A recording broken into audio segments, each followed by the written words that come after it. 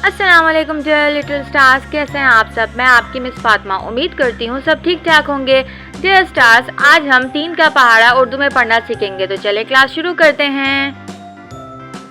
3 एकम 3, 3 दूनी 6, 3 तिया 9, 3 चौक 12, 3 पंजे 15, 3 छिका 18, 3 सते 21, 3 अठे 24, 3 निम 27,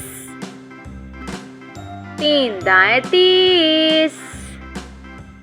आइए दोबारा पढ़ते हैं।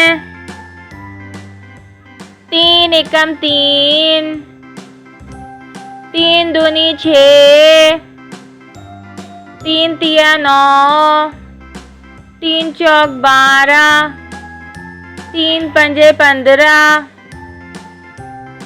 3 छिक 18, 3 सते 21, 3 अठे 24,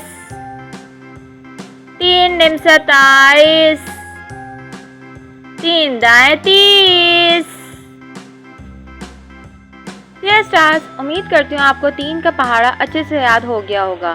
तो मिलती हूँ नेक्स्ट क्लास में, जब तक के लिए बाय बाय।